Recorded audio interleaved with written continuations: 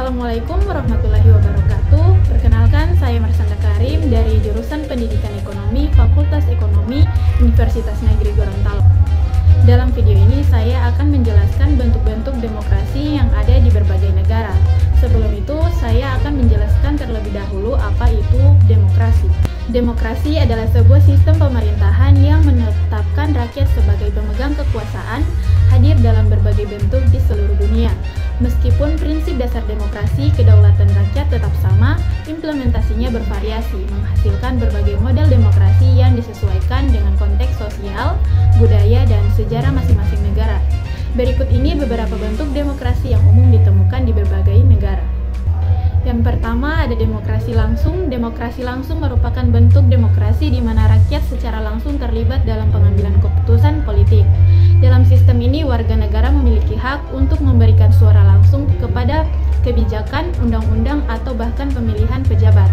Contohnya, referendum di mana rakyat memberikan suara langsung pada isu-isu penting seperti perubahan konstitusi atau bergabungnya negara dengan organisasi internasional. Meskipun ideal, demokrasi langsung memiliki beberapa kelemahan di negara-negara dengan populasi besar. Sulit untuk melibatkan semua warga negara dalam setiap pengambilan keputusan. Selain itu, kurangnya pengetahuan politik dan keahlian di antara sebagian warga negara dapat menyebabkan keputusan yang tidak rasional atau tidak efektif. Yang kedua ada demokrasi perwakilan. Demokrasi perwakilan merupakan bentuk demokrasi yang paling umum di dunia. Dalam sistem ini, rakyat memilih perwakilan mereka untuk duduk di parlemen atau badan legislatif lainnya. Perwakilan ini kemudian bertanggung jawab untuk membuat keputusan politik atas nama rakyat. Demokrasi perwakilan menawarkan beberapa keuntungan seperti efisiensi dalam pengambilan keputusan dan kemampuan untuk melibatkan lebih banyak orang dalam proses politik. Namun, sistem ini juga memiliki kelemahan seperti potensi korupsi dan kurangnya akuntabilitas dari perwakilan yang dipilih. Yang ketiga ada demokrasi parlementer.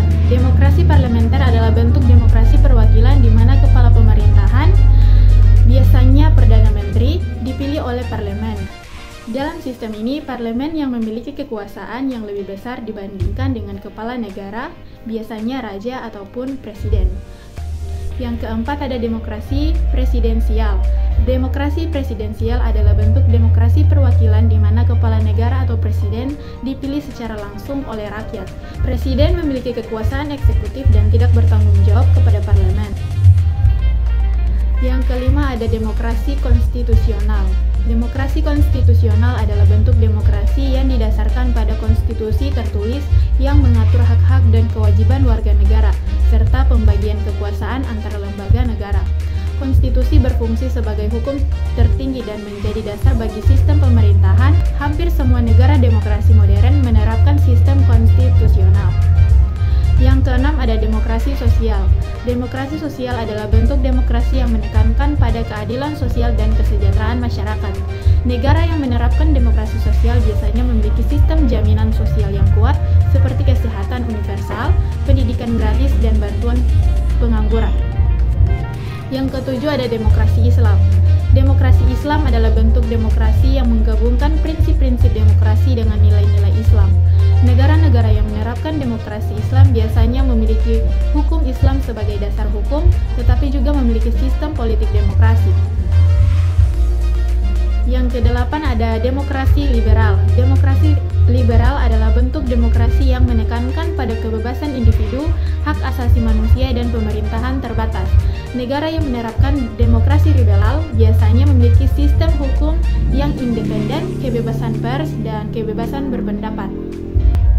Kesimpulannya, berbagai bentuk demokrasi di dunia menunjukkan bahwa sistem pemerintahan ini sangat fleksibel dan dapat disesuaikan dengan konteks masing-masing negara. Meskipun terdapat perbedaan dalam implementasinya, tujuan dari semua bentuk demokrasi adalah untuk memberikan kekuasaan kepada rakyat dan memastikan bahwa pemerintahan berfokus pada kepentingan rakyat.